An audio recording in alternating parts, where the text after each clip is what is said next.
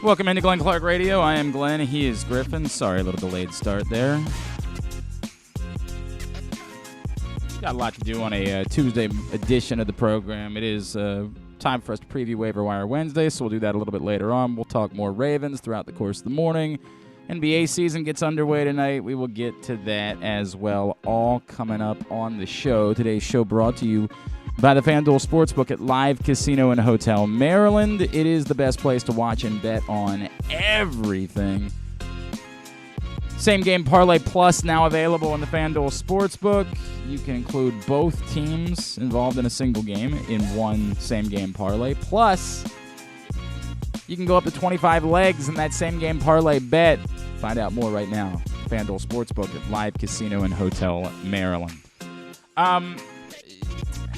Weird sort of, I don't know. We lose our minds. I'm going to take a minute here at the top of the show. By the way, how you feeling today, Griffin? You okay? Yeah, I feel good. Survive everything? Yeah, had a nice, had a nice bathroom, couple bathroom baño, yeah, right? And everything came out okay? Yes, it did. You're all right? Everything's good? There might be, like, I don't know, some flatulence that might, sneak out throughout the show. But you think you're going to be the $28 Taco Bell meal man now moving forward? Do you think you might convert yourself to being that guy? No, but I could definitely see myself potentially being like an $18 to $20 Taco Bell guy. Okay. Because up until those... Well, yeah, I don't know. I mean, the nachos just weren't for me. Like that just wasn't. I don't think that's a good. I don't think that's their best offering on the menu. I don't think there is such a thing. So we'll just leave it at that. No. They have plenty of good options. But agree to disagree. But on the nachos slowed me down a lot because those just weren't very good. But again, you keep using those words. I'm not sure you know what they mean. There's nothing on there that's very good. I did my homework over the weekend too, by the way. Oh yeah, which one? I did Can't Hardly Wait. Ooh, that's a good one. I tell you what, we might get to a movie report later on in the show. We'll see about that. I'm not gonna do it at the top, but I'm very happy about that. That is, you buried the lead there, sir. You really probably should have mentioned that at some point before now. I am very excited about that. Well, it was a busy day yesterday with the Ravens. But yeah, he's about this tall. He wears T-shirts sometimes. All right. Anyway. I was confused because you said it was an Ethan Embry movie, but it was very clearly a Seth Green movie. Well, Seth Green definitely had a role, but that doesn't mean that the central figure is Ethan Embry. I don't know. Seth Green kind of stole the show. No. No, trust me. I love Special K as much as any man loves Special K. Big Seth Green guy in these parts. But the central figure in the film is Ethan Embry. It's his picture. Sure, but there's a lot of great performances. Jennifer Love Hewitt, lovely. Trip McNeely, man. Trip McNeely. Girls around here still talk about you. Yeah? Who? God, I love Can't Hardly Wait. It's a perfect film. All right, here's the deal. So we lose our minds. Give me a minute. We lose our minds. We lose the ability to process, and there's this new thing that exists, and it's existed essentially since social media has come around, which is we are fighting a little bit about what occurs, and then we fight more about the reaction to what occurs. When the Ravens lose, we lose all capacity for thought. This is what the Ravens have going for them here in this market. This market centers itself around this football team. For the most part. I mean, it's unfair to say. Within people that care at least mildly about sports. There are people, believe it or not, and you may know them in your life, that don't care at all. That it does not impact them whatsoever. Presumably, those people will have nothing to do with this show, and I don't need to speak to them. I don't think. But for anyone who at least mildly cares about sports, we are obsessed. Football is, of course, king of everything within the world of sports. And the Ravens, by virtue of being a successful, meaningful franchise within the NFL, have carved out a really unique place in this city where their week-to-week results set the tone for the entire city. And for 24 to 48 hours following a football game, everyone loses their effing minds. I used to call it winning replacement theory with the Orioles. I don't know what it's called anymore. But at some point, we pivot from talking about what occurred to talking about people who are talking about what occurred.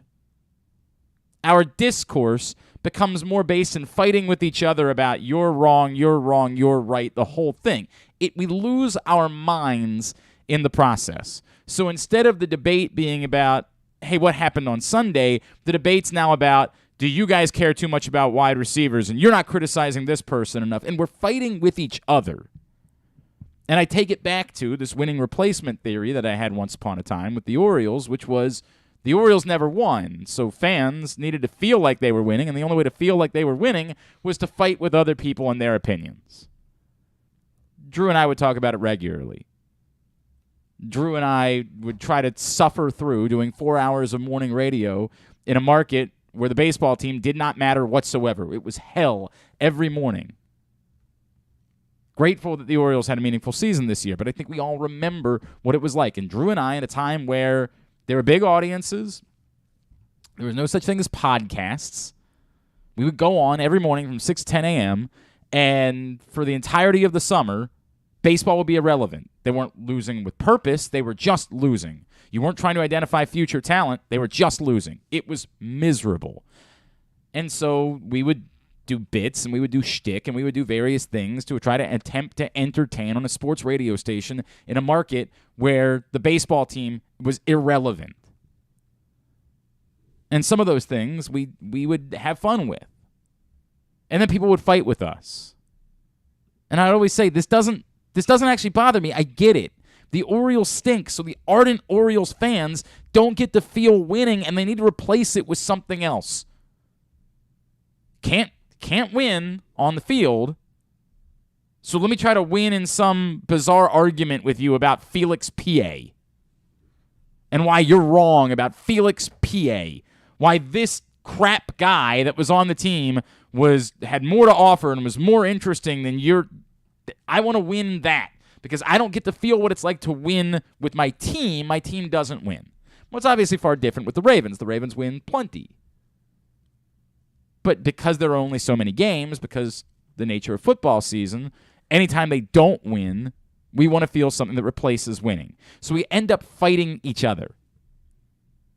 Last night, I made an innocuous comment. I think our buddy Cole Jackson tweeted out a video of Tyler Linderbaum putting together a really nice block.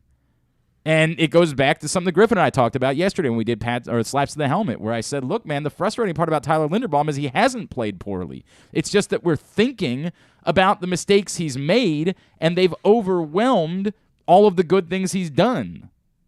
If you go actually watch the video of Tyler Linderbaum for the season, you see so many of the things that people saw. You understand why it is that people were high on Tyler Linderbaum. The problem being, what stands out is some critical mistakes. That's a very innocuous comment. It's complimentary of Tyler Linderbaum. It's the whole thing. But of course, because this is the nature of what we do, we just want to fight about things. And so everybody's, you sound like a typical dumb fan. You don't know what you're talking about, blah, blah, blah. We lose our minds. We're incapable. We can't do it. Again, it's a credit to the Ravens. They have that much going for them within this market. They are so important. They really are. It's like, our institutions and the Ravens. That's what we have. And I'm happy for them that they've created that in this city, where they're that significant, where they're the center of the universe within Baltimore. But we panic, and we flip out, and we lose our minds. And even reasonable, again, the most innocuous of commentary makes us lose our minds.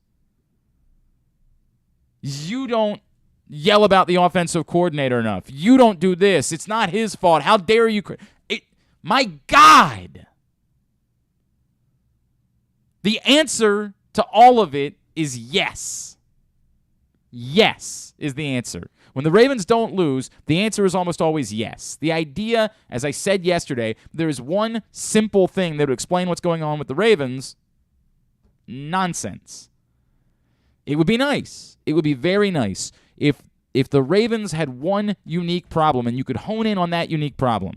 It would be easy if the Ravens, again, for all of you that want to complain about Greg Roman, the Ravens have one of the top offenses in football, according to advanced statistics. We're just doing this because we want to. Because we've either predetermined that we don't like Greg Roman or whatever. But the actual statistics say the offense is very good. I don't feel as though they did enough at wide receiver.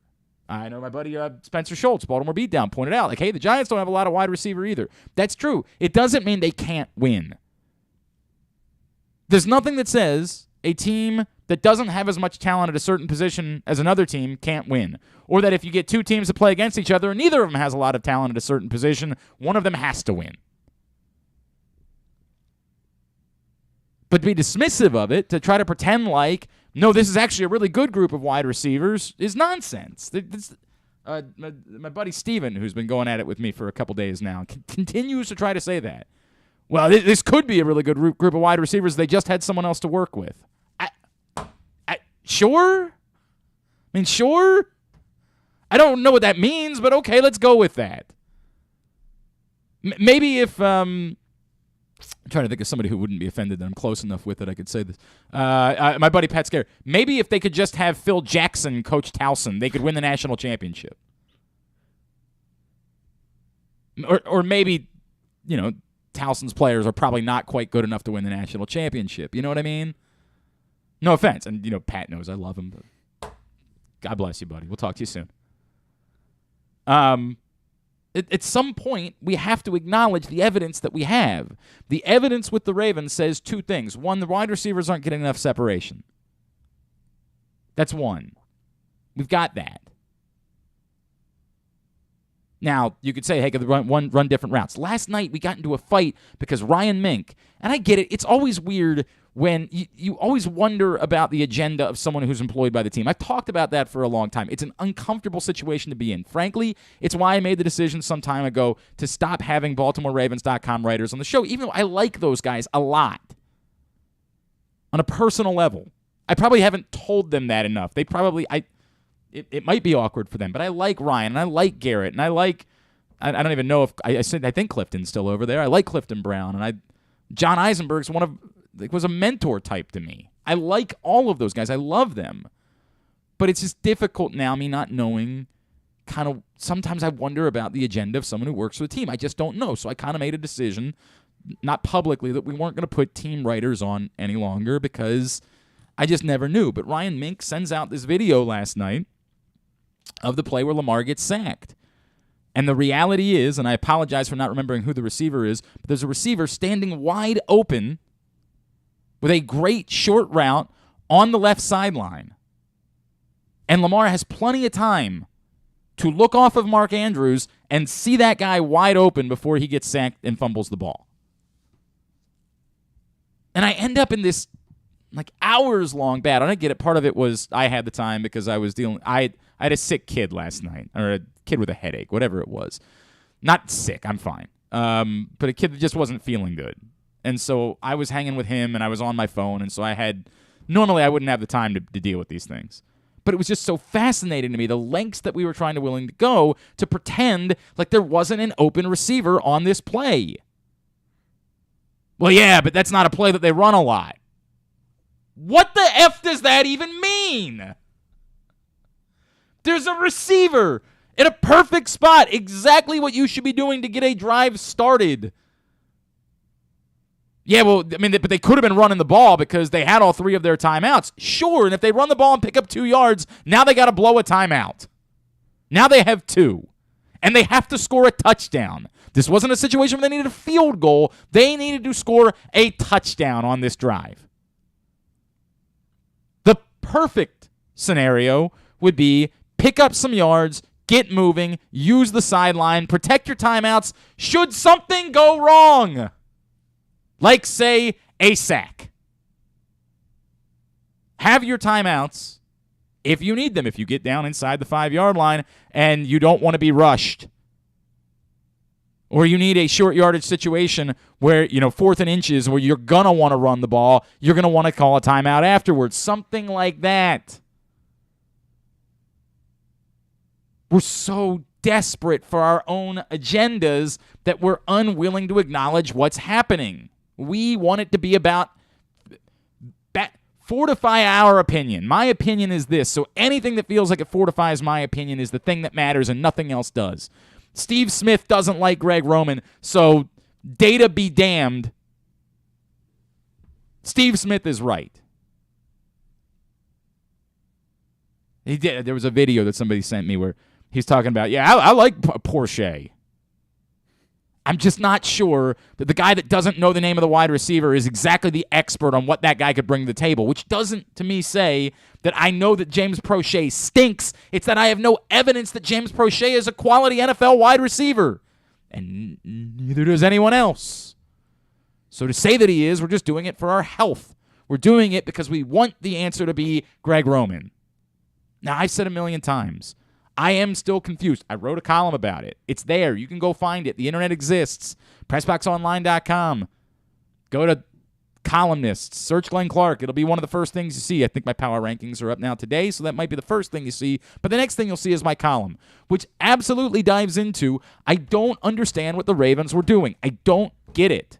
I don't get why they made the moves they made this offseason if they wanted to be a team that threw the ball more. That doesn't make sense. If that's what they wanted to do, Greg Roman doesn't do that. He's not that guy.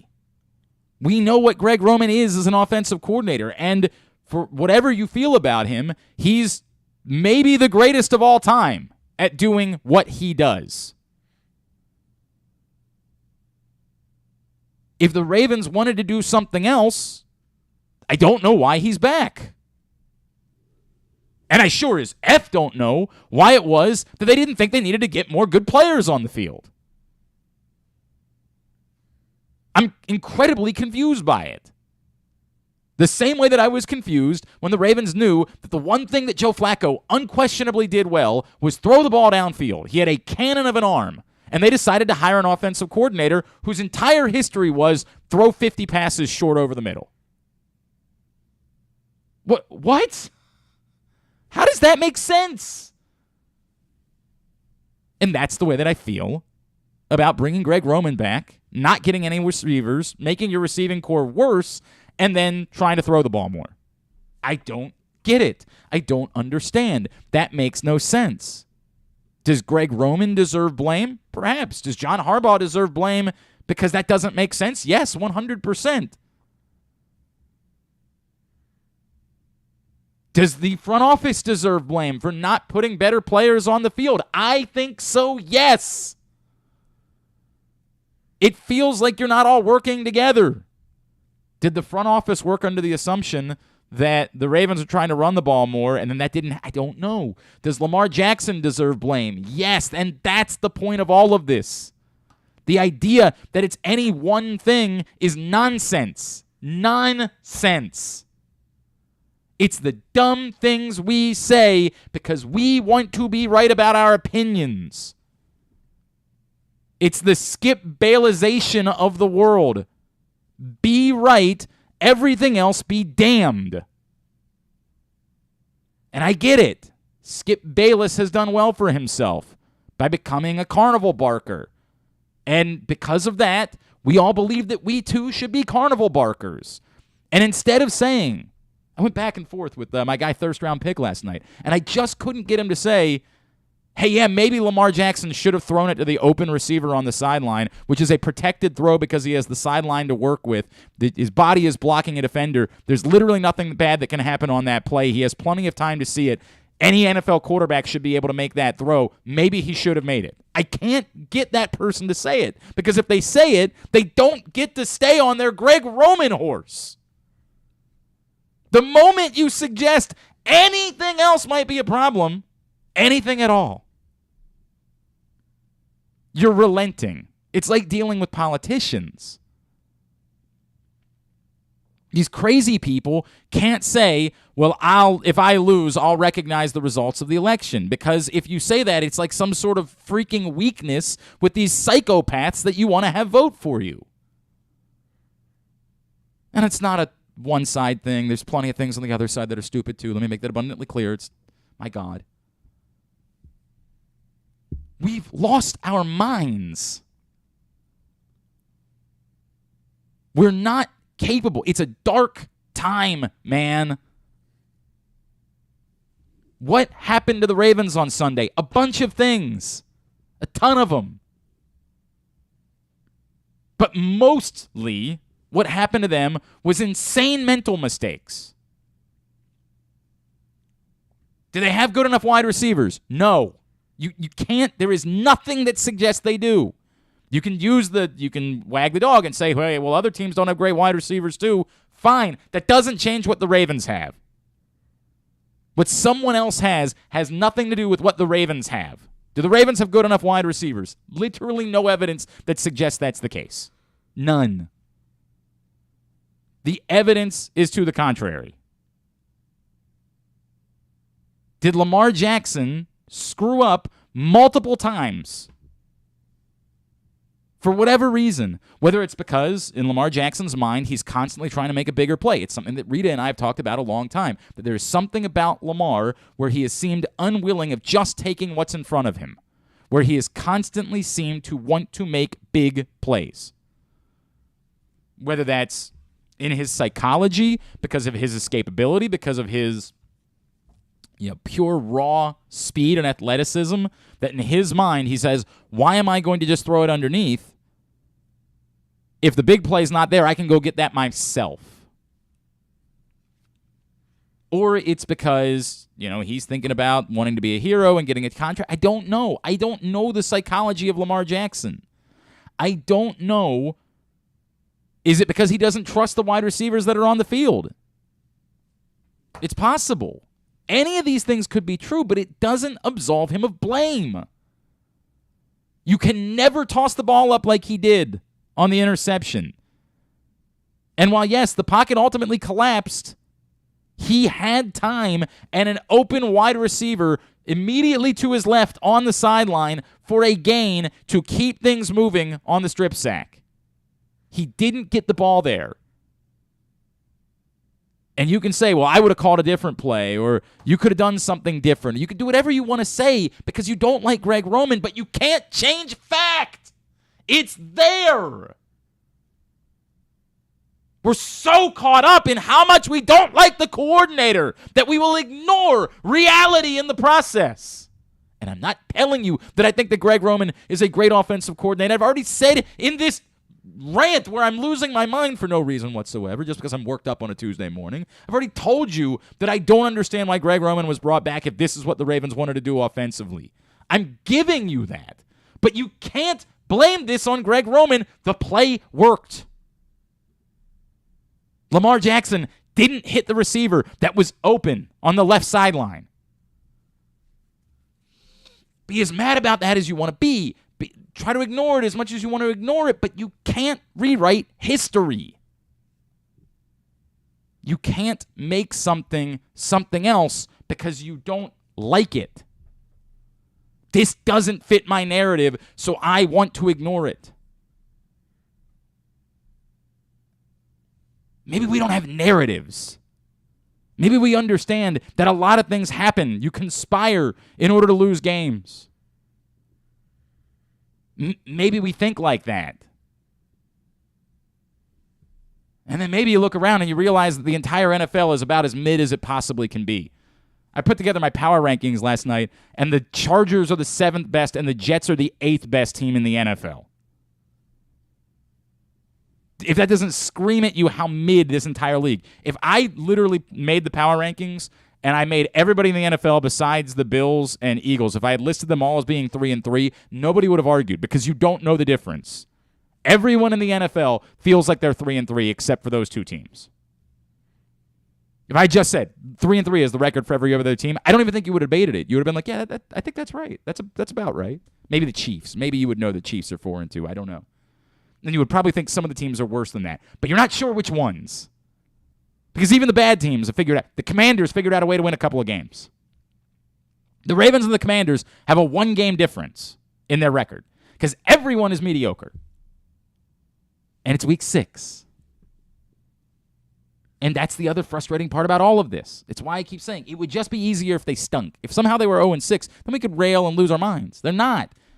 They're a 3-3 football team who every statistic, the advanced statistics, the stuff that we all dive into and accept and say, this is what matters, says they're one of the best teams.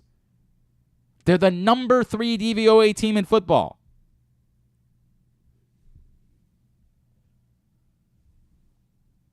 All of it. It all gets thrown into the pile. And we're doing, like, my buddy Drew is doing a bit where he's like, John looks like he's just frustrated. He looks like he's, he looks like he's tired of this. What? I had somebody, my buddy, I'm not going to throw him under the bus because I don't know. He actually is a somewhat important person in this state. But I had somebody message me yesterday. I think Tarbs has lost the team. What are we doing? God. They lost the game. And it sucks because they shouldn't have lost the game, but we're just saying anything. Like, imagine if they were bad. Imagine. We don't do this well. We're toxic. We lose our minds, our ability to think. All of the things can be true. It can be true that they were terrible mental mistakes, that Lamar Jackson played like doo-doo down the stretch. That it doesn't make sense that Greg Roman was the guy that they were doing, and that they would not go get better wide receivers if they wanted to be a team that threw the ball. Or maybe that they're doing something that they don't intend to do once they have all their running backs on the field. I don't know. All those things can be true, but yet they're still 3-3 and very much among the most competitive teams in the NFL. And we are losing our minds. As I said, begin with, is a statement about the control and the power the Ravens have over this entire market. I don't even know what this was. Like 6 different things set me off yesterday. It's about a spoiled fan base, essentially. It's sort of about a spoiled fan base. I think it's also about we don't have a lot of other things going on here. I think that's the reality. I think, like, I compare it to Arizona where they lost a lot and everybody was like, yeah, I'm just going to go outside. Like, it's 78 degrees in October. I'm cool. Like, I'm going to go have a nice day. It's the combination of now that it's 30 degrees in the morning. Right. I'm going to go play golf. My day is going to be okay. I'm not going to be impacted by the result of my life won't be centered around this football. And I get it. I'm thrown in the middle because of what I do for a living. The majority of my timeline, the majority of, the people that I interact with are people that are inclined to be obsessed. I understand that. Frankly, I need those people. Without those people, I've got nothing, right? Like, if we didn't have those people, I don't know what I'd be doing right now. I don't really have any other appreciable skills. I'm not really sure I have this as a skill. It's this weird bit where, like, I get it. I mean, I do. I get it. But at the same time, what in the world? What in the world? And if I could offer one kind of major takeaway, it would be consider, and I would say the same thing about, like, most political topics. I don't know. I think some are pretty black and white. The idea that something is so black and white that you're willing to ride it into the ground and die on a hill is nonsense. You don't know more than everyone else. Sometimes you're right. Sometimes you're going to be right. But you're going to be wrong, too. I thought the Ravens should have traded for Julio Jones a couple years ago. I was wrong. Big time wrong. And I'm going to be wrong more in the future. And I get it. It's more fun to be loud and, like, say, I'm just going to try to get a bunch of attention on social media. And I know I'm yelling at a cloud because we have made that, like, again, it's like trying to explain to somebody why the Liver King is famous. I don't know, because the internet. We see that, and we're like, hey, if we're just really loud about one thing, then maybe we can get famous because of it. It doesn't matter if you're actually... I have no idea if the Liver King is doing anything right. I have no idea if he's bettering society in any way. Because he's obsessed with something, we've made him famous. Not me. I don't care about any of his content. Are you sure? I feel like maybe you are the person behind every... Assure you, it's not my... Every account. Whatever. I don't hate him either. I'm indifferent towards the guy. Do whatever you want to do. You want to go out eat penises? Go do it, man. God bless you. He appears to be in good shape. I think he's a healthy fella. I don't know. Good for him. I ain't mad. I got way more things that I'd be mad about in my life than the Liver King. Do you think he wants Greg Roman fired? What's that? Do you think the Liver King wants Greg Roman fired? We could try to reach out. Yeah. See if we can get a statement about the Liver King and Greg Roman. All right, I'm sorry. I'm sorry I was flying off the handle this morning. I'm sorry. It's not my intent. I'm trying to my mind is blown by all of it. And again, look, we'll engage because that's what we do. Like, we're going to engage about the various topics. We'll engage about the wide receivers. We'll engage about, how much blame the coaching staff should get. We'll engage about, why it is that Lamar Jackson is struggling the way that he is. Like, we can engage about all of these things because they're all relevant. And in trying to figure out the path forward for the Baltimore Ravens, it's a little bit of everything. They could definitely use Rashad Bateman back. Well, that could come this Sunday. That would be great news. We've got the statistics. The numbers say they're vastly better with Rashad Bateman on the field than they are without him. So we start there. And I like Rashad Bateman a lot. I don't think he's a superstar, but I think he's got about as much talent as anyone we've seen play the position in a long time here. So that would be very good news for the Ravens if they got Rashad Bateman back. That doesn't mean I wouldn't still be interested in wide receivers. A lot of people are mad. Hey, did the Ravens try to get Robbie Anderson? I don't know. And if they did, they don't want you to know that, for what it's worth. If the Ravens were in the market for Robbie Anderson and didn't get him, they're not going to want you to be aware of it.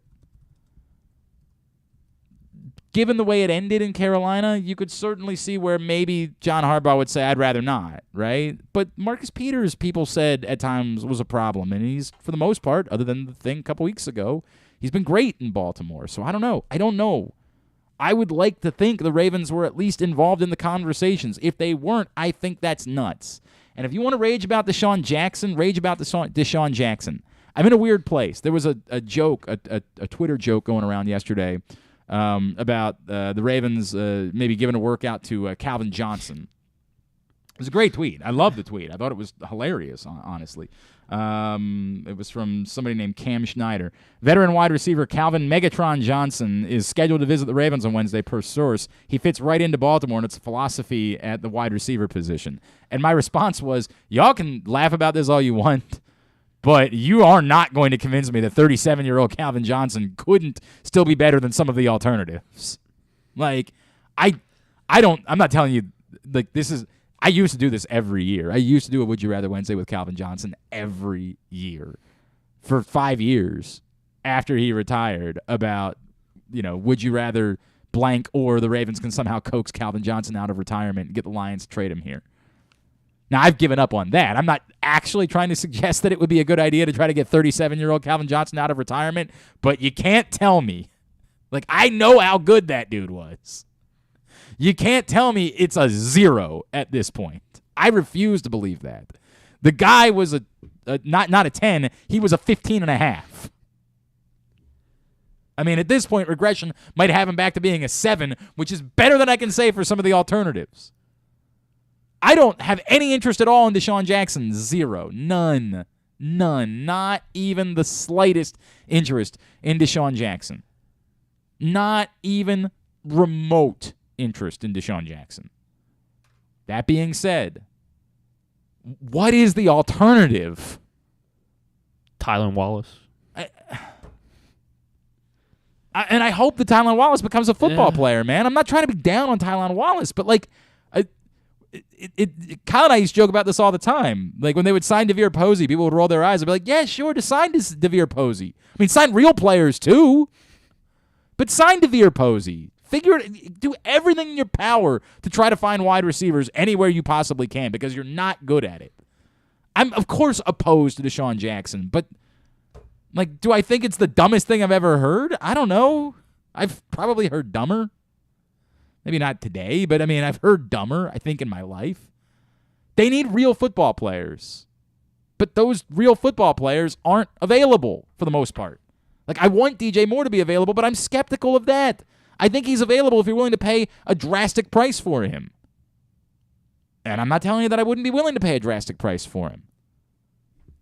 Like, this is the problem with the situation that you're in.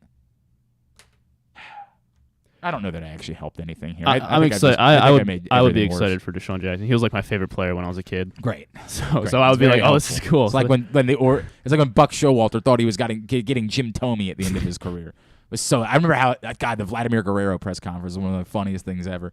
Buck Showalter's like, man, I'm nervous. This is so exciting. Like, no, it's not. I love Vladimir Guerrero, like one of my favorite baseball players of all time. But stop. This ain't Vladimir Guerrero. You're getting a dude. God, he couldn't help himself with the pencil and Jim Thome in the middle of the lineup every day. Like he was still Jim Thome. Drove me nuts. All right, today's show also brought to you by the all-new Ginsu Kamado Grill. You can reserve yours right now. GinsuGrills.com is the website. It is the perfect ceramic home grill or tailgate for searing, grilling, baking, and smoking all kinds of food. Use the code TAILGATE. You'll get $100 off your order. And come see the Ginsu Kamado Grill in action and register to win your own and $500 worth of grilling meats.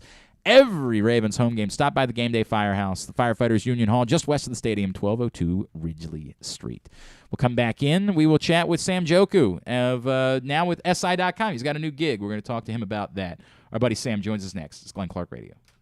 The Baltimore County Police Department is hiring. Entry-level officers start at close to $59,000 a year with a $10,000 bonus. Some restrictions apply. Plus a great retirement plan, medical, dental, and vision insurance, advancement to specialized units, tuition reimbursement, 15 sick days earned per calendar year, and even further incentives for military members and veterans. If you have a passion for service and want a career for life, visit joinbaltimorecountypd.com or call 410-887-5542. You must be a United States citizen, possess a valid driver's license, and have a high school diploma or GED equivalent. The Baltimore County Police Department is an equal opportunity employer.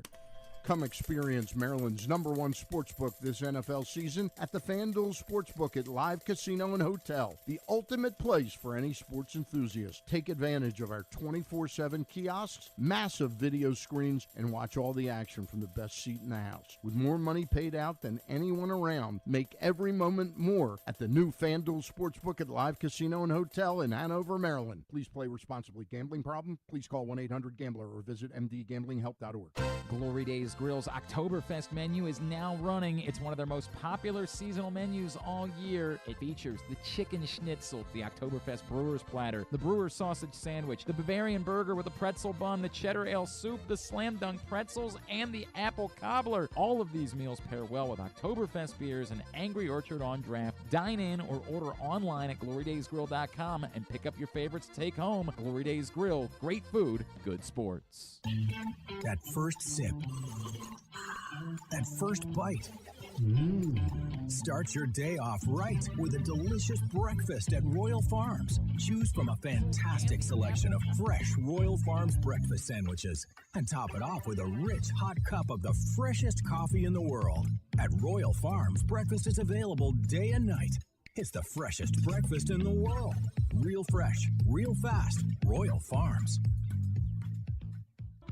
Have you been to Guilford Hall Brewery? Located in Baltimore's Station North neighborhood, Guilford Hall Brewery breaks the craft brew mold with their great handcrafted microbrews and amazing Bavarian-style food selections. Join Guilford Hall 7 days a week for Orioles, Ravens, and all of your favorite college games. Make plans now to watch the big games, play trivia, or bring your dog for Yappy Hour. They even have free valet service on Friday and Saturday nights. Go to guilfordhall.com for a complete schedule of events, beer listings, and food and drink specials. We'll see you at Guilford Hall Brewery. Tune in to Simply the Bets every Tuesday and Weekend at Bookies every other Thursday at 11:40 a.m. And if you really have nothing better to do, keep listening to this show too.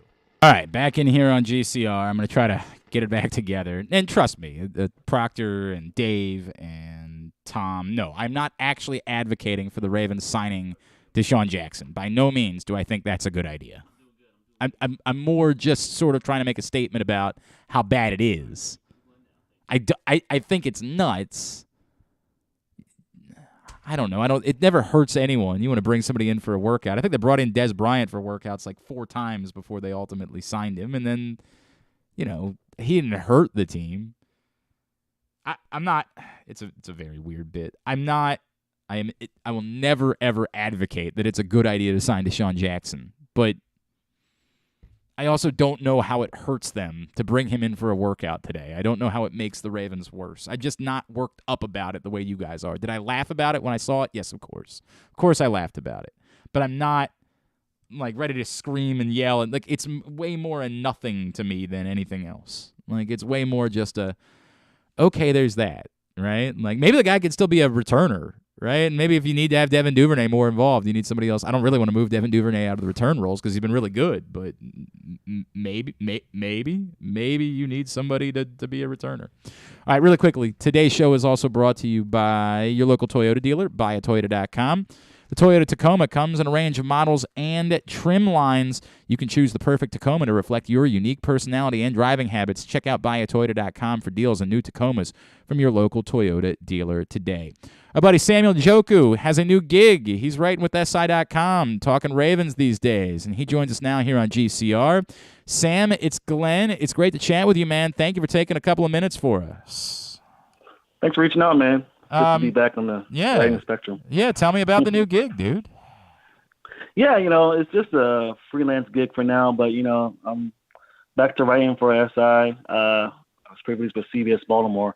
I was just waiting for the right time to come back and write about Ravens sports, but the opportunity presented itself and I couldn't turn it down. So it's cool, man. Back doing what I love. I saw your first piece. It's about quite the hot button issue that everybody's getting worked up about this week, which is the lack thereof when it comes to production from the wide receiver position. And Sam, I'm in a weird place because it's twofold for me. I don't think the receivers are good enough. I guess I don't know that, right? Most of them we just don't have enough evidence with. But it's so bigger picture for me. It's that I'm so confused as to what the strategy was for this team going into this season. If they wanted to throw the ball more, why did they bring back Greg Roman? You know what Greg Roman does. That's not it. Why did you make yourself worse at wide receiver than the middle of the road group that you even had a year ago if you were planning on throwing the ball more? I think a lot of us were convinced they were trying to get back to the 2019 running style based on what they did. I'm terribly confused by what the thought process was this offseason if this is what they were going to be trying to do.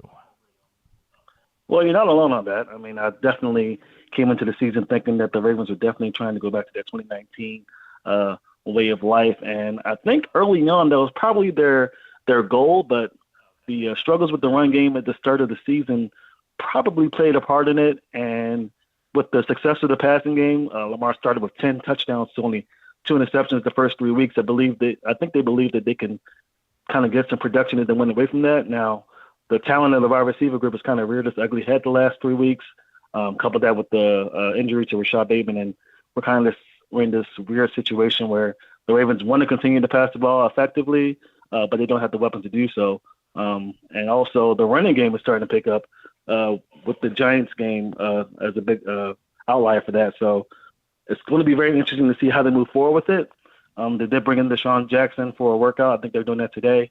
I think I laughed at Griffin earlier when he said that he was a big fan of him when he was a kid. So we're in a weird position for sure if you're a Ravens fan. Sure. There's lots of things I was a fan of at some point in my childhood. It doesn't necessarily mean that they need to return. For example, I'm not really in favor of doing another Ralphie Christmas Story movie, but yet here we are in 2022. Exactly. I will watch it for what it's worth. And that's the thing. It's easy to say, hey, need to go get a wide receiver. And I agree. I think the Ravens should be in the market for a wide receiver at the trade deadline, but it's going to cost you, and it's going to cost you seriously if you want a good one. The guys that you can get are the guys that you're like, meh, I don't really know how I feel about that. This is the reality of the circumstances that they're in. So the dumbest thing I can say is, go try to trade for a wide receiver. I think they should. I don't know. We can keep doing all the bit that we want, where we want the Panthers to trade away DJ Moore, but why would they? Like, what they want to have a quarterback in the future. They're not trying to give up for the next 5 years. And that is a great point. The Panthers have been linked to Sean Payton, and I doubt Sean Payton will want to come in without CMC and DJ Moore to work with. So, and couple that with the trade of Robbie Anderson yesterday, right? And the price just went up for DJ Moore. So, if the Ravens fans and even the front office, if their plan is to get DJ Moore, it's going to cost them a pretty penny. But that's kind of the situation they put themselves in. And if they want to excel this season, during the path that they're going with the passing game being at the forefront, they're going to have to make some sort of move. I agree. I don't know what it's going to be. Sam Njoku is with us. He's got a new gig at SI.com writing about the Ravens, and he's with us here on GCR. Sam, the other thing that I feel like we've created this world where, we're very narrative driven, right? Like, our thing is the thing. We can solve what the problem with the Ravens is. I absolutely believe that what they're doing at wide receiver is not nearly enough, but that doesn't mean that I'm absolving, other things in the process. I think there are other problems that conspired for them to lose the game to the Giants on Sunday, who, as my buddy Spencer Schultz pointed out, also don't have good wide receivers. I can't. There are still things, as much as I love Lamar Jackson and think he's worth every penny of the deal that he's ultimately going to get, I can't sit here and say on the strip sack, there's a wide receiver that's wide open on the left sideline. He's there. You got plenty of time to make that throw, to read your progression and make the throw. You held on to the ball and you ended up costing the game. Like, I think there is room for there to be criticism to go in multiple places for the situation the Ravens find themselves in.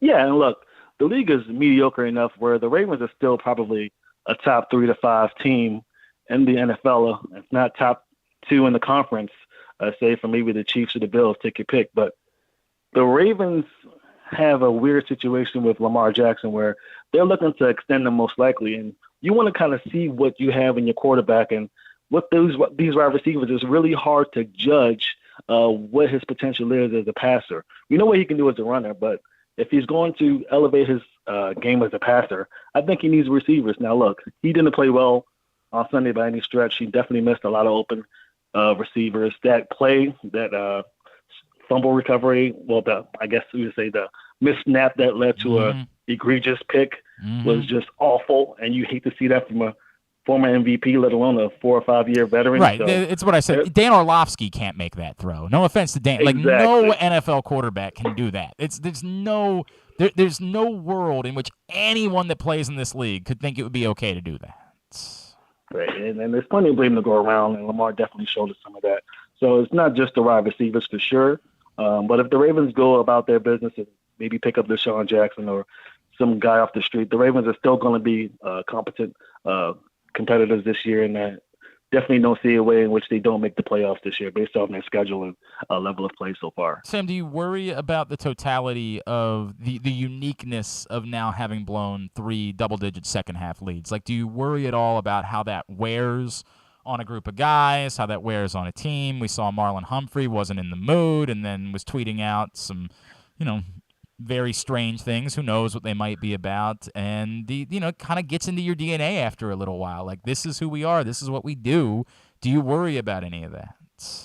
Not at all. John Harbaugh, believe it or not, he has a hole in this team still. I know I've seen a lot of fans on Twitter suggest that he's lost his team. No, he's still Harbaugh. He's still a top-tier head coach. He's going to get these guys together. I'm not worried about that so much. If anything, this kind of shows where they're at. They can easily be 6-0. They've got the short end of the stick these last 3 games, 3 losses, I should say. And, that's just the way it is right now. But I don't see this kind of playing a big role in it. If anything, he'll probably use this as motivation throughout the rest of the season, getting them to finish games late. The Ravens' defense, much maligned, they're talented enough to really come back from this. They're doing very well. I think they're tied for 3rd in takeaways so far this season. So I'm not too concerned with how they have lost the games. It's disappointing if you're a Ravens fan. You don't want to lose games that you think you should have won.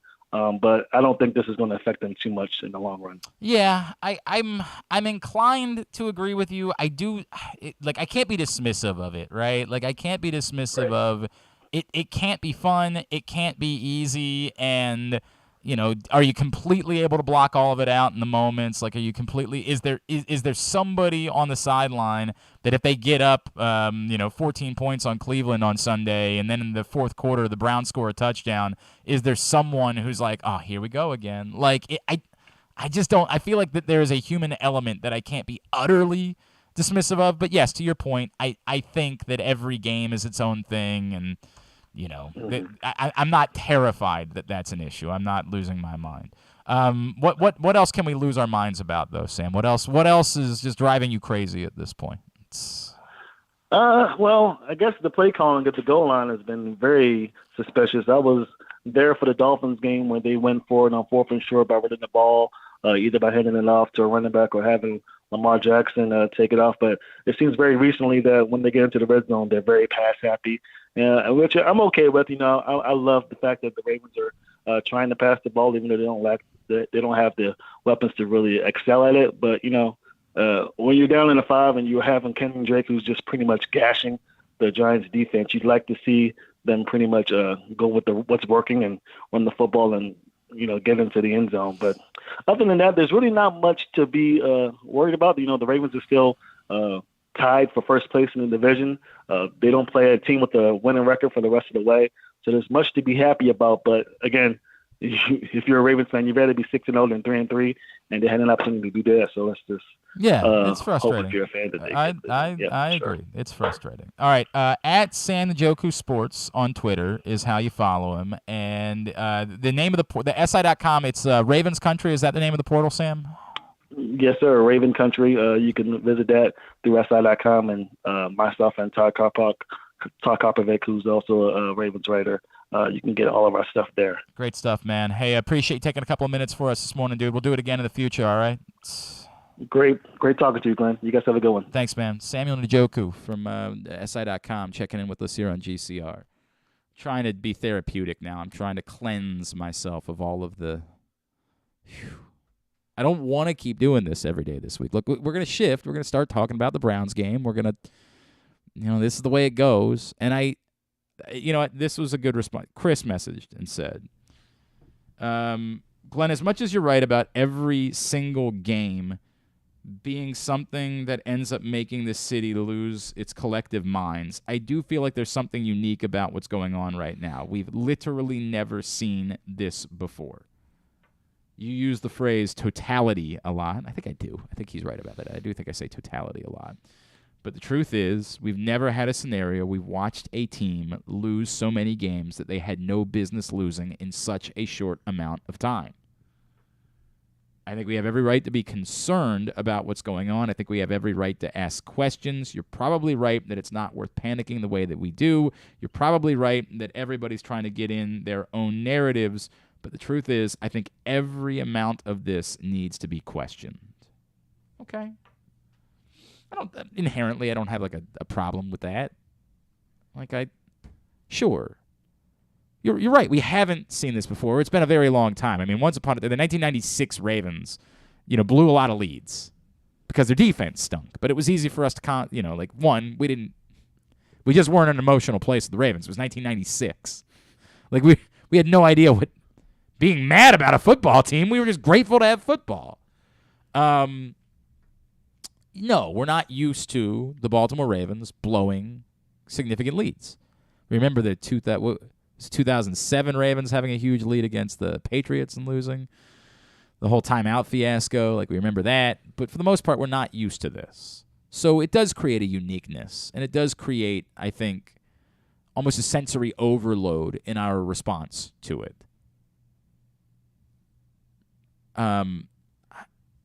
With the bit where we try to fire coaches, it's just, dude, what? You fire coaches when you're the Panthers. You don't fire coaches ever. I hate the fact that we're even I hate the fact that I even listen to it and feel the need to say this. It's so insanely stupid. Yeah, well, once upon a time they fired Cam. You're right, they did. And it was much later in the season, and things had fallen apart. The train had come off the tracks. And I think we all know that John Harbaugh probably still wouldn't have wanted to do that. He was pressured a bit.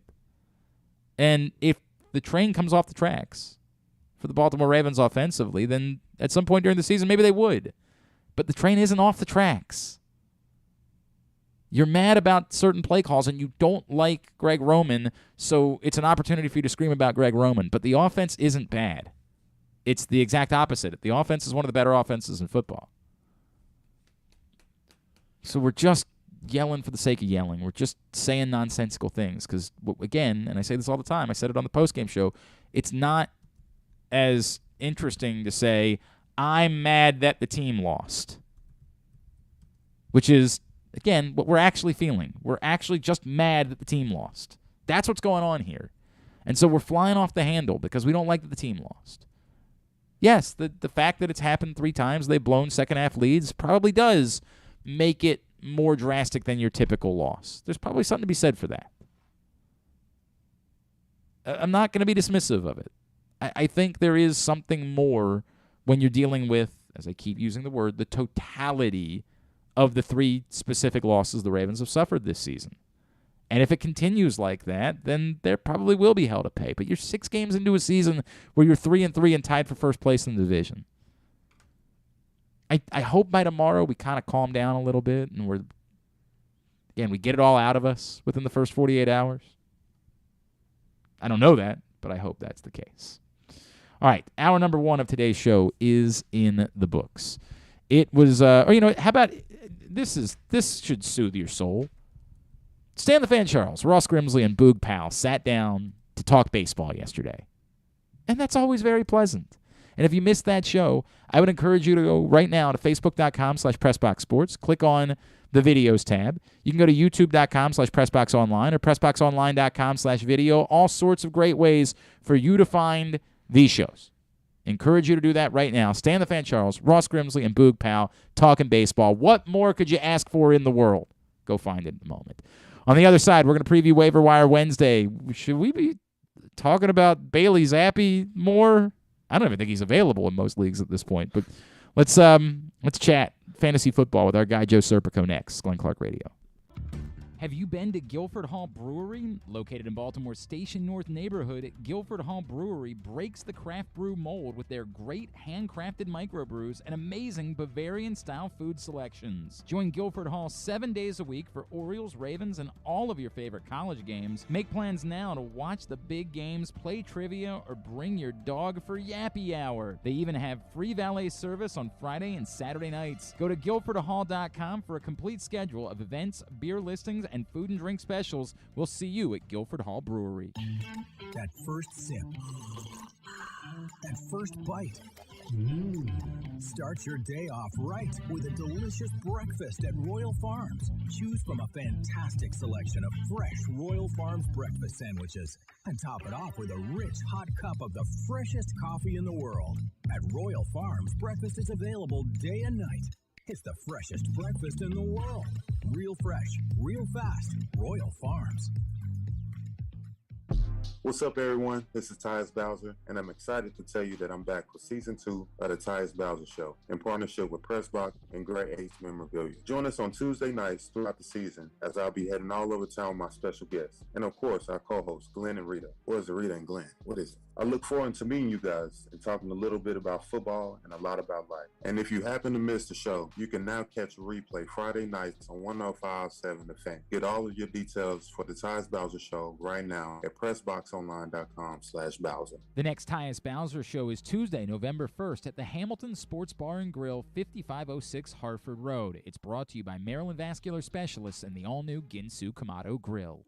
Sports betting has come to Maryland, and we're ready to help you win some money. Tune in for Simply the Bets every Tuesday morning at 11:40. FanDuel Sportsbook GM Leon Twyman and VSiN's Aaron Oster join the guys every week to give you all of the info you need and offer you a few winners. And every other Thursday at 11:40, tune in for Weekend at Bookies as Andrew Stecca and Alloy Sports' Brad Kronthal help make you some money for the weekend. So come win some money with us on Simply the Bets every Tuesday and Weekend at Bookies every other Thursday. Brought to you by the FanDuel Sportsbook at Live Casino and Hotel Maryland. Listen at PressBoxOnline.com/radio. Watch at YouTube.com/PressBoxOnline. Glory Days Grill's Oktoberfest menu is now running. It's one of their most popular seasonal menus all year. It features the chicken schnitzel, the Oktoberfest brewer's platter, the brewer's sausage sandwich, the Bavarian burger with a pretzel bun, the cheddar ale soup, the slam dunk pretzels, and the apple cobbler. All of these meals pair well with Oktoberfest beers and Angry Orchard on draft. Dine in or order online at glorydaysgrill.com and pick up your favorites to take home. Glory Days Grill, great food, good sports.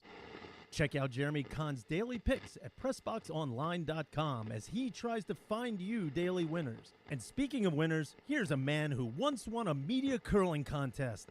And I don't think anything else. He's Glenn Clark. All right, back in here on GCR as we move into hour number 2 of the program, today's show. Or actually, you know what? Just a final reminder, this is your last day. This is it. One last chance for you to get this print issue of PressBox. Today, finito, gone, goodbye, sayonara, adios, the whole thing. Mark Andrews is on the cover. He's larger than life. Today, speak now or forever hold your peace. Because coming tomorrow, a brand new print issue of PressBox with New Maryland basketball coach Kevin Willard on the cover, and we introduce you to college hoops players from programs all over the state, men's and women's. That's coming tomorrow. You'll be able to get that at your neighborhood Royal Farms, any of the hundreds of locations around town where you find PressBox, or read it all at PressBoxOnline.com. But today, the final day for this one. This is it. Last chance for you to get this print issue of PressBox with Mark Andrews on the cover. Get on it right now, or you're going to be regretting it. I guess it'll always live digitally at PressBoxOnline.com. But if you want the print issue, go get it today. It is Tuesday. On Tuesdays, we talk about the waiver wire, and we try to fix our disastrous fantasy football teams. I'm starting to think my 0-6 team in Ryan Ripken's league just might not end up winning the Super Bowl this year. I'm starting to think that might be the case. But, hey, I'll always have the memories. Joining us now, he is our buddy, PressBox Fantasy Football analyst, Mr. Joe Serpico, and he's with us on GCR. Joe, what's going on, pal? How are you? Hanging in there, trying not to freeze to death today out here. Yeah, it's not pleasant. I walked outside in a long-sleeve shirt. I'm like, I'm going to be fine. And then I walked right back into the house and grabbed a peacoat today. That was the way. You and I both. Yeah, that kind of day, man. All right, let's get into it. Let's talk about some names. I don't know if he's even available in most places, but we need to have a Bailey Zappi conversation, don't we? Yeah, I mean, so he was a guy that I liked a lot watching in college just because he was putting up numbers that we have never seen before. If I'm correct, he was college football's all-time leader in touchdowns in 1 year, and I believe passing yards as well. But still, when you see a guy get drafted as late as he did, you don't really expect him to become a player, especially a fantasy player. But he's definitely shown otherwise. He's putting up points in ways we didn't. Honestly, I think there might be a discussion within the next couple of weeks whether he is going to take over that job permanently for Mac Jones. I know, obviously, the Patriots put a lot of draft capital into Jones, but Zappi, at least so far this season, looks like somebody that, you know, if you have the plug and play, especially this week, this is a pretty critical week for bye weeks. All 4 teams that are on a bye this week are, you know, both pretty heavily rostered in fantasy terms. So, yeah, if you need to spot start somebody this week, he might be a guy to entertain based on how, you know, the rest of your roster looks, obviously. I mean, if this were to continue, I have no idea how they go back to Mac Jones. I'm always thinking it's totally comical to discuss the idea. The dude is playing out of his mind of late. What are we doing talking about playing someone else?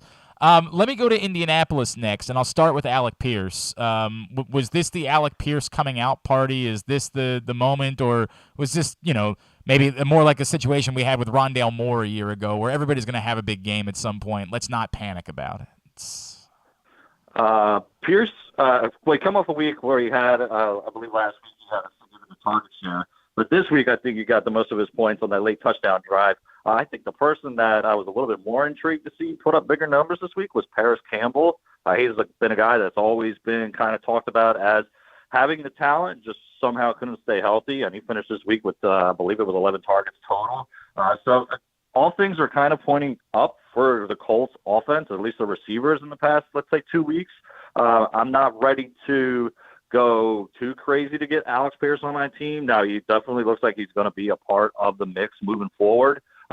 he's probably a guy I'm not going to be wasting any fab on. I'll try to pick him up on Thursday. Okay. But again, if you're desperate at the position for a week where Justin Jefferson's out, A.J. Brown is out, Cooper Kupp, I believe the Rams are on a bye as well this week. So you got a lot of significant guys that are on a bye this week.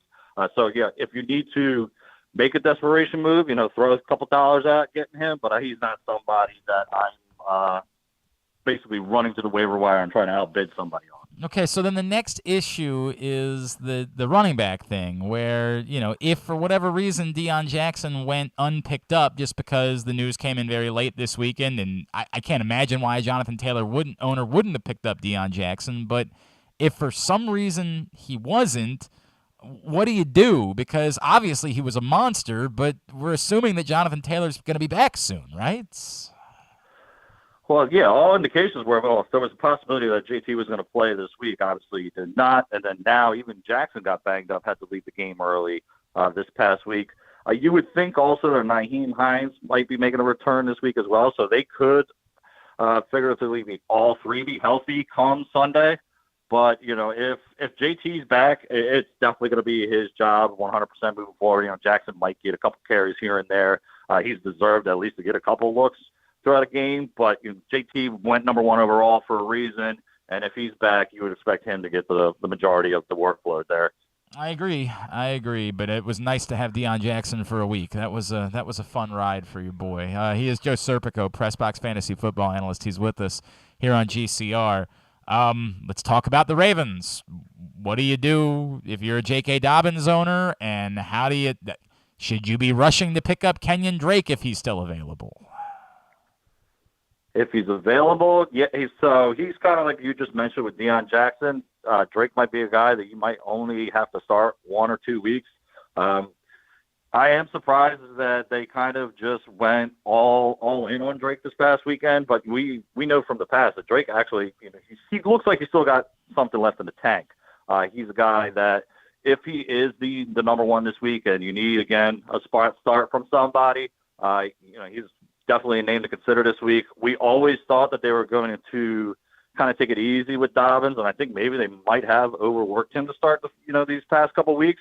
So yeah, if Drake's available and you need a situation where you want a guy like that, you definitely go out and grab Drake for this week. Again, I'm only throwing a couple dollars of fab at him just because within a couple weeks it's probably going to be Jake's job again, and then any week now we should probably be getting Gus Edwards back too. So Drake is a guy, if you need a spot start this week, throw, let's say, $2-3 out to grab him. And if not, if you can luck out and you can just pick him up for free on Thursday, absolutely do that. Yeah, I think that would be the way I'd rather go about doing it. But it's also unique. Whenever you play in a league that's based in Baltimore, I feel like there's more attention on Ravens players. Exactly. It makes it harder for you to get the actual value on a guy like that. Again, not a waiver. Let me go one more as far as just waiver wire concepts are concerned, because I am confused. Like I like the idea of Robbie Anderson. I was interested in the Ravens considering him. He ends up in Arizona. DeAndre Hopkins is coming back. Like, how do you handle Robbie Anderson now? Are you suddenly excited about him? I guess the Hollywood Brown news wasn't as bad as they thought it was. Like, is that somebody you're claiming, or is that just somebody that maybe, again, you're monitoring later in the week? For me, he's another guy that you just monitor just because, one, we know that Cliff Kingsbury's offense is a little bit unique as opposed to others that are around the league. Now it's more, it's just a situation where, the injury to Marquise Brown, they did get favorable news. At one point yesterday, I think Adam Schefter said he might be out for the season. Now it sounds, if I believe, it was like 6 to 8 weeks, something like that. So Rondale Moore is definitely somebody I'm interested in just because we saw this past weekend how much they had to target him, and then he operates out of the slot, so he's not really necessarily messing with he being Robbie Anderson. Doesn't really mess with Moore's value there. But, I mean, you said it too. With D-Hop back this week, I kind of figure one, he's been out for 6 weeks, so he's healthy, good to go. Like, he's got no nicks or anything like that. I think they are going to feed him a lot, especially since, you can't forget that this is a Thursday night game, so there's a quick turnaround. So there's not really a whole lot of time for Anderson to learn the playbook. So I would again, he'd be another guy, like if you need something to fill out and you want to hold on to him for a couple weeks, go ahead and grab Anderson, but I'm not going too crazy to add him to my team. Like I said, I think Moore is a guy you actually want to target a little bit more than Anderson, at least for now. On the waiver wire? I would go more for the waiver wire, yes. I would, because somebody's got to announce. I think somebody's got to – well, we talked about early in the season, with Greg Dortch was getting a ton of targets, and that's when Marquise was still healthy. I think now Moore takes a little bit of the Dortch role. And then, again, because of the quick turnaround being on Thursday night, I think that Moore is going to play a lot more than Anderson, and who knows if even Anderson is active just because, again, of that turnaround. What is a Tyquan Thornton, and how aware of it should I be? Tyquan. So, yeah, I mean, we knew coming out of the draft, I mean, he's got blazing speed, and it looks like the Patriots are going to try to target him as much as they can just because the skill position players, let's face it, outside of Ramondre Stevenson and maybe Hunter Henry in the past couple of weeks, they're kind of thin there. They've got some names like Devontae Parker was somebody a lot of people thought was going to be pretty good for the Patriots. Jacoby Myers, I know we've talked about him in the past. He gets peppered with targets. But it looks like that they want to get him in space, let him do his thing doing that. I wouldn't surprise me if he gets a lot of run as a punt returner, kick returner, just because that's a guy you're just trying to get the ball in his hands. But another guy I'm not really rushing out to add to my team, let's say Wednesday, another guy I'm trying to pick up on Thursday. Okay. All right. I'm in agreement with that. I'm assuming you're going to say the same thing about like a Wan'Dale Robinson in New York, right? Yep, I would say the same thing there. I mean, just based on what we've seen from the Giants. I mean, the Giants, they look like they just want to play old school football and just pound the ball as much as they can, get Saquon as many touches as possible. And I personally, I don't trust Daniel Jones whatsoever. So I'm not really trying to tie with any receiver that's there. But again, if he starts to see a significant uptick in targets, yes, you got to make a move for him. But again, not somebody I'm spending a whole lot to get. I would just prefer to pick him up on Thursday if possible. I tend to agree with that as well. Anybody else, again, waiver wire wise, or let me ask you about this name, because I feel like everybody in my life that's fantasy inclined sent me a message over the weekend that said, "Dude, go stash Kyren Williams." And I know that obviously the Cam Akers situation is a disaster. Like, I don't even know if it's worth using a roster spot on Cam Akers any longer at this point. It's nuts how disastrous that's become. But why is everybody so hot about Kyren Williams being on my roster? Kyren, so he is a terrific pass catcher, and then he did show while he was in college that he can handle a significant load. Now, I do think that Darrell Henderson's job exclusively moving forward. I believe Williams is not even eligible to come off the IR pup. I can't remember exactly which one he is on right now, but one of those up before another week. So, yeah, maybe it's a guy you want to stash just because Henderson does have a history of getting banged up. And then, we've kind of reached that time of the year where you are looking for backup running backs for that purpose there.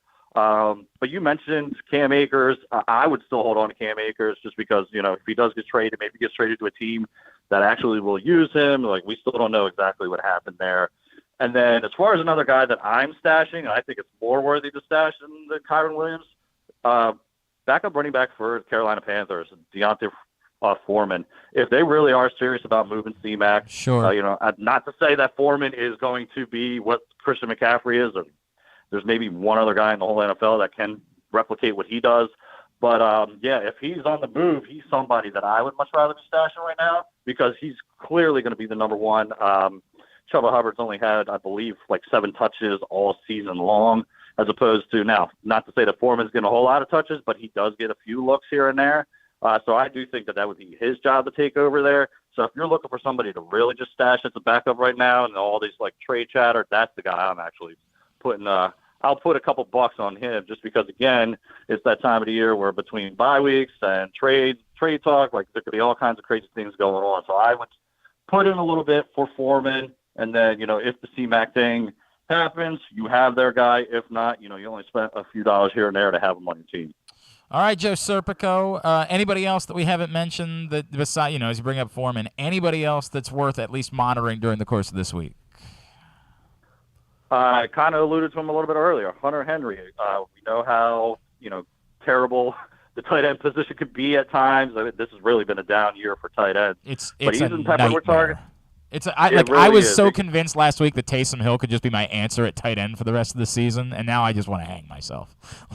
Yeah, well, and I believe I even mentioned Taysom Hill last week, but he's a guy.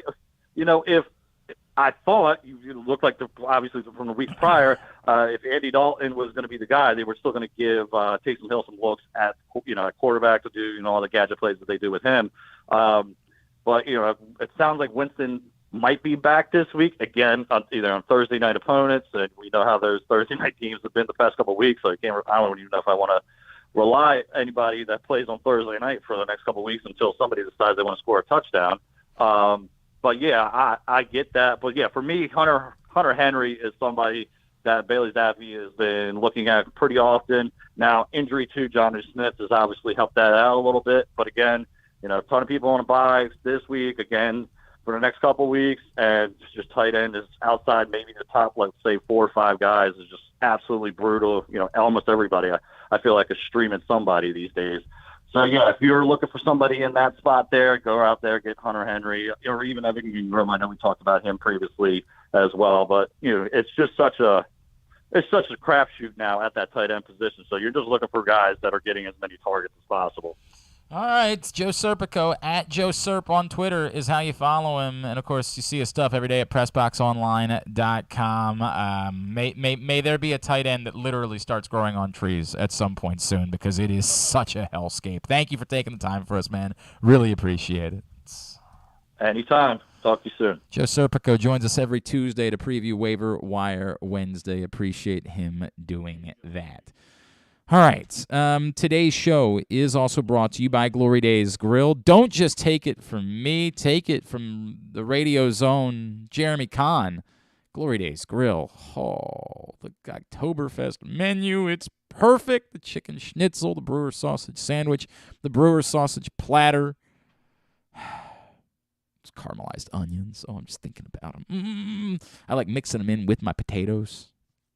I don't care if you judge me. I'm clearly above that.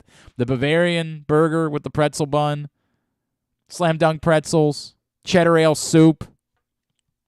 Chef's kiss. GloryDaysGrill.com. Order it all right now. All of it. Literally all of it. Be like Griffin yesterday. Just order everything. Make it your lunch today. Just call up and say one of everything on the Oktoberfest menu. And when they say, oh, are you catering for a room of people? You say, I don't need your judgment. I just want some lunch. GloryDaysGrill.com. That's the website. All right, when we come back in, Griffin will give us his movie report. We'll do we'll do a book report. He watched Can't Hardly Wait over the weekend, an American classic. One of the greatest films of my life. God, I love Can't Hardly Wait. We'll talk a little bit about the start of NBA season tonight as well. That's all on the way.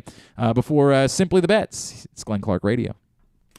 Come experience Maryland's #1 sportsbook this NFL season at the FanDuel Sportsbook at Live Casino and Hotel, the ultimate place for any sports enthusiast. Take advantage of our 24/7 kiosks, massive video screens, and watch all the action from the best seat in the house. With more money paid out than anyone around, make every moment more at the new FanDuel Sportsbook at Live Casino and Hotel in Hanover, Maryland. Please play responsibly. Gambling problem? Please call 1-800-GAMBLER or visit mdgamblinghelp.org. The Baltimore County Police Department is hiring. Entry-level officers start at close to $59,000 a year with a $10,000 bonus. Some restrictions apply. Plus a great retirement plan, medical, dental, and vision insurance, advancement to specialized units, tuition reimbursement, 15 sick days earned per calendar year, and even further incentives for military members and veterans. If you have a passion for service and want a career for life, visit joinbaltimorecountypd.com or call 410-887-5542. You must be a United States citizen, possess a valid driver's license, and have a high school diploma or GED equivalent. The Baltimore County Police Department is an equal opportunity employer. What's up, everyone? This is Tyus Bowser, and I'm excited to tell you that I'm back for Season 2 of the Tyus Bowser Show in partnership with PressBox and Great H Memorabilia. Join us on Tuesday nights throughout the season as I'll be heading all over town with my special guests. And, of course, our co-hosts, Glenn and Rita. Or is it Rita and Glenn? What is it? I look forward to meeting you guys and talking a little bit about football and a lot about life. And if you happen to miss the show, you can now catch a replay Friday nights on 105.7 The Fan. Get all of your details for the Tyus Bowser Show right now at PressBoxOnline.com/Bowser. The next Tyus Bowser Show is Tuesday, November 1st at the Hamilton Sports Bar and Grill, 5506 Hartford Road. It's brought to you by Maryland Vascular Specialists and the all-new Ginsu Kamado Grill. Whether your focus is luxury and comfort, convenience and technologically advanced connectivity, or sporty performance and aggressive styling, we've got the perfect Highlander for you. Check out buyatoyota.com for deals on new Highlanders from your local Toyota dealer today. Experience the best in Kamado Grilling, a complete outdoor cooking appliance. The Ginsu Kamado Grill allows anyone to sear, grill, bake, and smoke all types of food. Designed for efficiency and function, the Ginsu Kamado Grill upholds the enduring legacy of the iconic Ginsu brand. The Ginsu Kamado Grill is perfect to cook all year round, is great for parties, and ideal for tailgating with your friends. Reserve your Ginsu Kamado Grill today at ginsugrills.com and get $100 off on your pre-order when you use the promo code TAILGATE. That's ginsugrills.com. Reserve yours today. Join Glenn at halftime of every Ravens game for the Project Game Day halftime show at facebook.com/PressBoxSports. We apologize in advance. There's not much we can do about his face. Back in here on GCR as we continue on a Tuesday edition of the program. Simply the Bets coming up in just a few minutes as we will try to help you win some money this week down at the FanDuel Sportsbook at Live Casino and Hotel. Today's show also brought to you by Guilford Hall Brewery coming up on October 29th. They got a huge Halloween party, live music, costume contest, great prizes, and it's all free. It's not like a lot of places where you got to pay like a $20 cover or get your tickets ahead of time. You can just show up on October 29th for Guilford Hall Brewery's big Halloween party. You're going to want to be there. If you have not checked out Guilford Hall Brewery yet, I don't know what the hell's going on over there. My phone thinks I want to hear an episode of the Mike O'Mara Show for some reason. Oh. I don't know if I said something that Siri would have confused. I actually don't even have Apple, so I don't know. That was one of the most bizarre things I've ever experienced. I enjoy the Mike O'Mara program. It's funny. Who is Mike O'Mara? Mike was half of the Don and Mike show, legendarily, once upon a time, and I've always been a fan, but I don't know why my phone thought I wanted to. My phone does that way more frequently, where I just literally, it's just sitting there, nothing's going on, And it'll just start playing like a YouTube video, or a YouTube video, or a podcast, or like a Spotify song. It's actually pretty cool. No, it's not. It's not pretty cool at all. It's not remotely cool. It's the opposite of cool. It's really bothersome. Anyway, as I was saying about Guilford Hall Brewery, it's a gem. It's truly one of the great places in our city if you've not checked it out yet.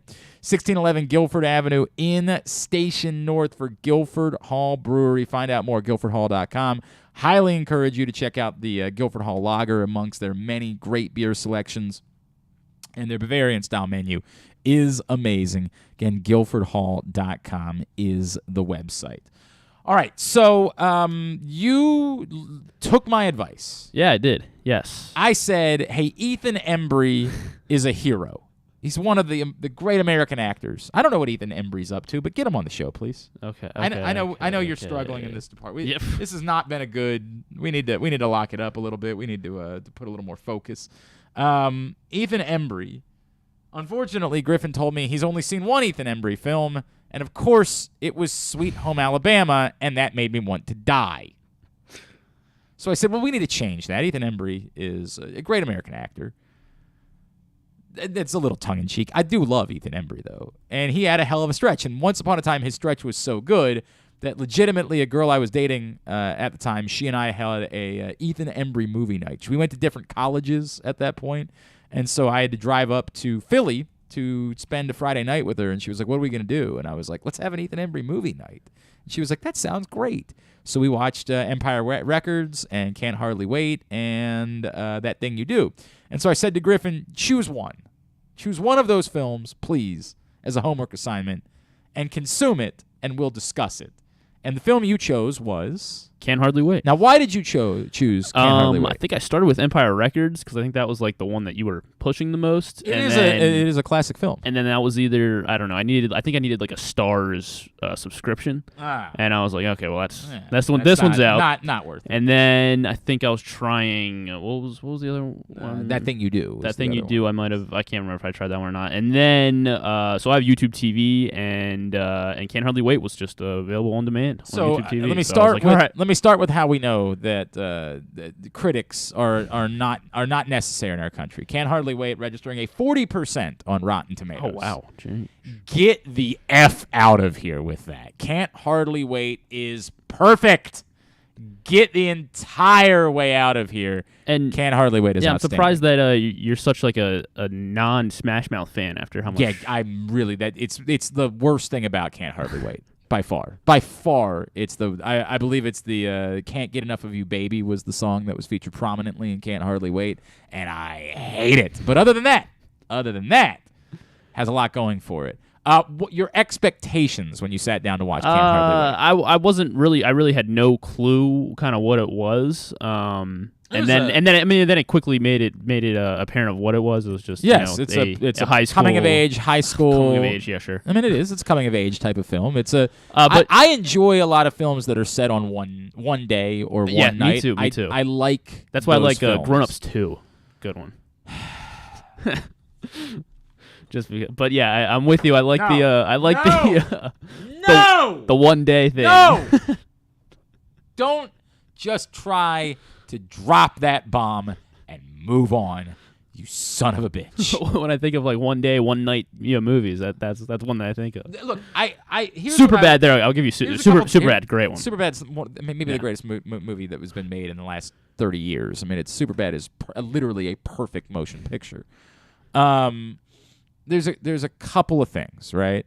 The first being, I do think that these types of films, these coming of age types of films, it is easier to associate with them and to feel strongly about them when it is then you're at least close to that age, right? So American Pie, of course, stands out for people my age as being the sort of definitive coming-of-age movie of our generation. Superbad came a few years later. I'm more than willing to acknowledge Superbad is better than American Pie. Superbad truly, as far as cinema, as far as making a motion picture, is perfection. American Pie was a great gross-out film. I'm not ever going to try to disparage American Pie, but Superbad is a better picture than American Pie is, despite the fact that American Pie more lined up with my time frame than Superbad did.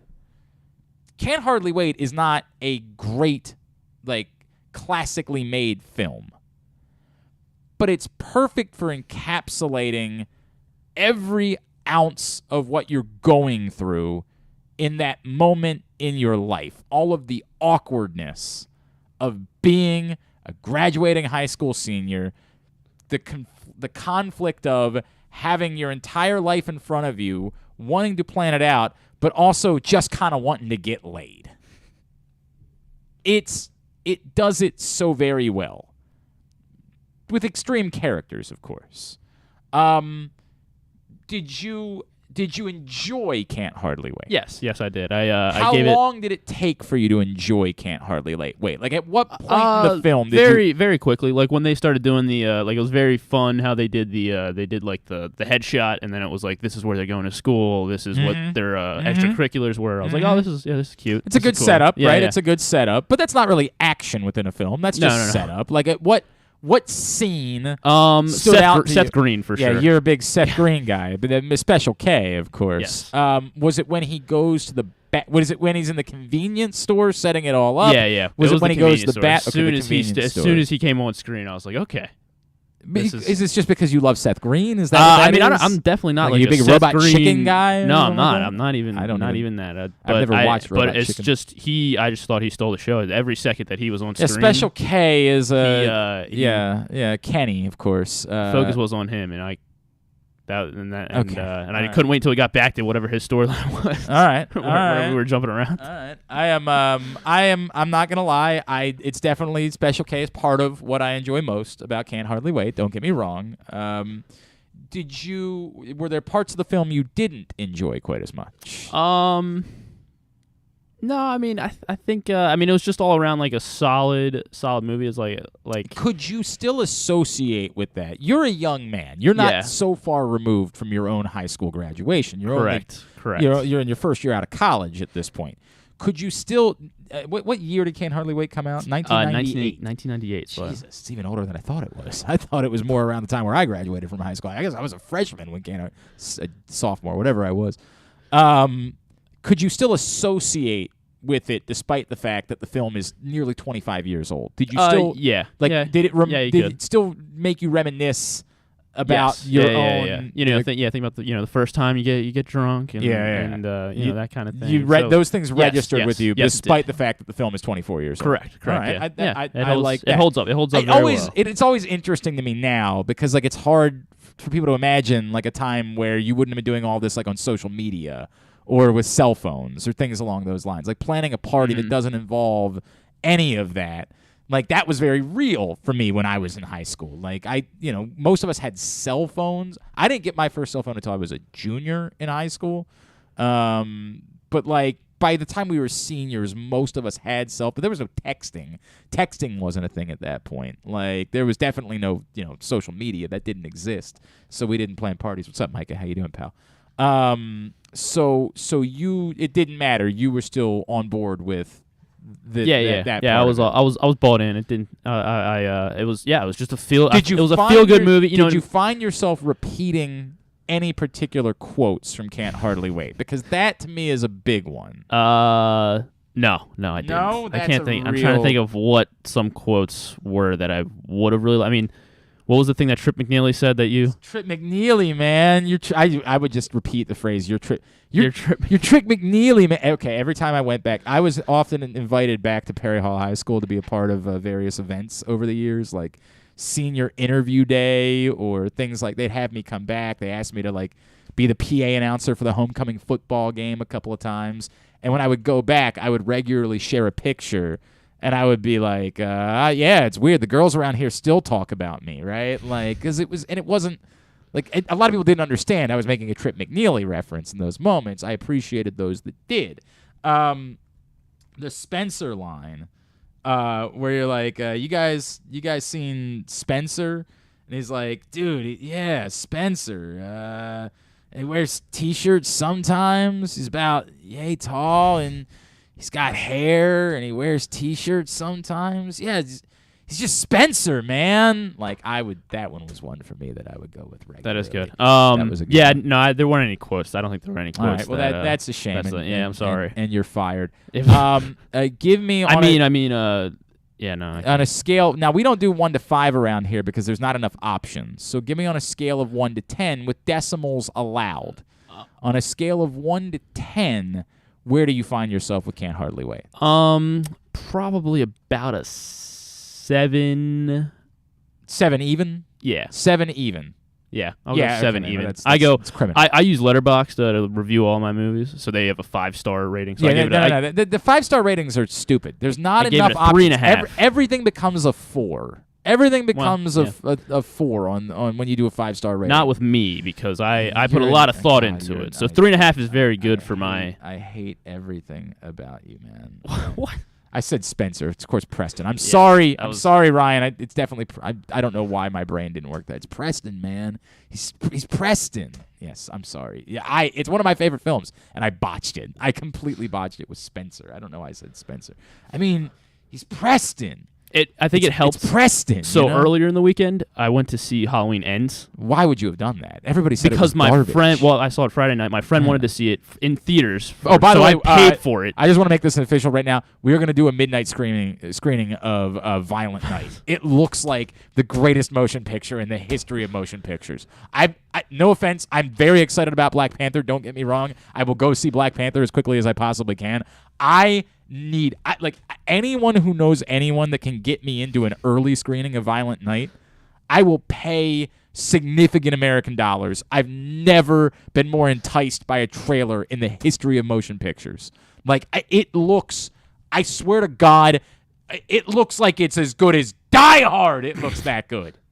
God damn, that is a good-looking movie trailer. What is going on in the world? We need more Violent Nights. Of course, I'm going to be really disappointed if it's not good. But the trailer is amazing. And they're playing the Baby Please Come Home in the background of all of it. Like, just, I want to jump off my couch every time I see the Violent Night trailer. Anyway, Right, sorry. Very good. So but yeah, Halloween is probably the worst movie I've ever seen. Yeah, it stinks, right? That That's was the word. so It's bad. terrible. It's just god-awful. So you I watched this Can't Hardly Wait later wipe in the the taste out of weekend. your mouth. I think you're being unfair. I think it deserves a better grade than that. I'm not going to try to pretend like it's 10. It's definitely not a 10. Like, no one would attempt to say that Can't Hardly Wait is a 10. Superbad, however, is a 10. Mm-hmm. Like, legitimately, there are films that are 10. Superbad is a 10. It's perfect. How are we with the release the tapes push? Did we ever get that out? Micah, what the hell's going on with the TikTok?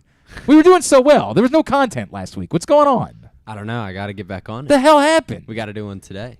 Well, yeah, I mean, we should, but what about all of our stuff that we were supposed to be putting out there? What about all the clips? What happened with all that?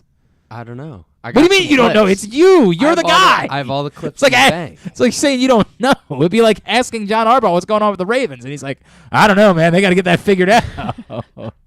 You're in charge. What's happening? That's my fault. I got them all saved up, hell all is edited. the hell is going on around here? What the hell is happening? We can't get a guest anymore. Micah can't get any clips up. What the hell? It's over. We did our best. We tried. We might have to bail. It's over. Was it enough that you're willing to consider my other recommendations? Yeah, for sure. It was definitely a fun movie. I enjoyed it. Nothing blew me away. But I am concerned that you're not going to be able to connect with Empire Records because I'm guessing you never went to a record store in your life. I've not. I'm concerned that you won't be able to register. I can try to imagine I have. And I'm nervous about that'll this. help. I'm very nervous about your relationship with Empire Records, but it's a damn great film. It's outstanding. I'm not. Proctor says he hasn't been this excited. We're talking about Violent Night now. He said, "Thank you, Griffin. I appreciate your movie review. Yeah. Can't hardly wait. Go see it. It's at theaters today." He says, "I haven't been this excited about a clearly bad movie since Snakes on a Plane." I'm not willing to give you that it's a clearly bad movie. I don't think it's the great, Snakes. Personally, What, Violent Night? Yeah. Get the F out of here. You're stupid. It doesn't seem like. You're stupid. David Harbour is fantastic. David Harbour is fantastic. Like, I don't. It's not going to be Halloween Ends bad, but like I don't think it's. When we say clearly bad, I think it's more likely to be cult classic than classic. But in fairness, like, most people felt that was what Die Hard was going to be. I think there's a real chance that Violent Night is outstanding. Is just a joyous romp. And I feel like that's one of the things that we miss now in films because like we're not willing to say that they're good if they can just be joyous romps. What's the one I always bring? There's always a movie I bring up where I'm like, you guys are stupid. This couldn't be more fun. Damn it, this is going to drive me nuts. There's an action movie that gets panned all the time, and I'm like, what are you looking for in a film? Everybody hated the stupid skyscraper movie with The Rock. I'm like, what did you want this to be?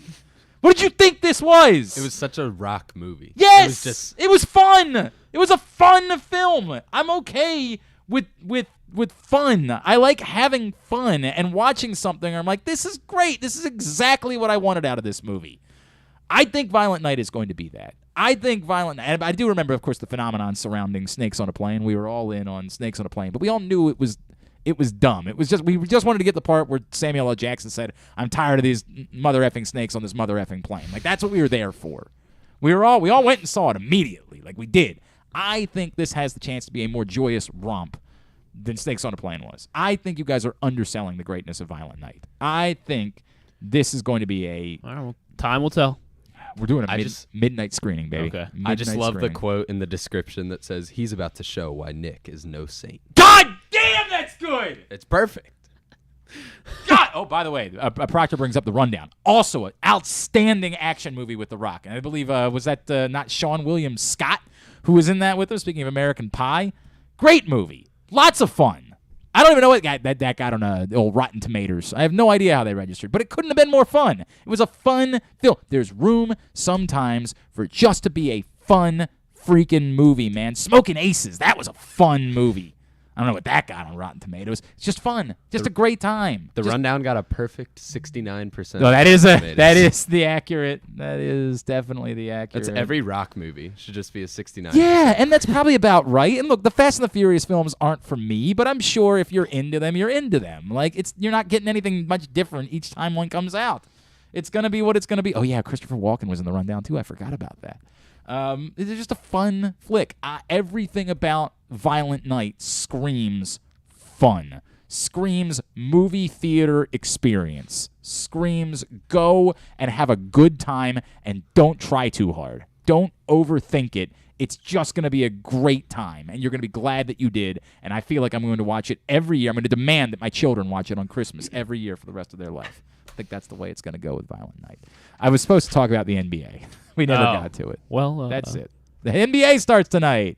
I actually have a betting angle for. What you got? Should I save it for Simply the Bets or go for it now? Save it for Simply the Bets. Okay. Since it's betting, it's related. Save it for Simply the Bets. Okay. I actually have Stick around. I have a trivia question for you, Uh-oh. as well as whatever you're going to give me. Let's get Tidbit. Tidbit is brought to you today by the Tyus Bowser Show. No Tyus Bowser Show tonight. I'm sorry. It just didn't work out schedule-wise for Rita and I to be able to be there, and with next week being a Thursday night game, we just weren't able to move it the way that we wanted to, so we're just skipping this week. We'll be back Tuesday, November 1st. We will be at Hamilton Sports Bar and Grill. Look forward to seeing you there for the next Tyus Bowser Show. Find out more at PressBoxOnline.com. The Tyus Bowser Show is a partnership of PressBox and Great 8's Memorabilia. It's brought to you by Maryland Vascular Specialists and the all-new Ginsu Kamado Grill. All right, so according to NFL research, Daniel Jones became the first quarterback to beat the last two MVP quarterbacks in consecutive weeks since Sam Bradford did it when he beat Aaron Rodgers and Cam Newton. So Daniel Jones obviously beat Lamar and Aaron Rodgers in back-to-back I also weeks. saw it was like the first time ever, maybe, that all four, like the last four that was my NFL other tidbit. MVPs. Yes. Yeah. That's So crazy. A-Rod, Lamar, Patrick Mahomes, and Tom Brady all lost on Sunday. First time in NFL history that the last four quarterbacks to win the MVP award all lost on the same day. How about that? And now moving over to my actual question for you. Cody Bellinger, he's got the fourth most strikeouts all time in postseason history.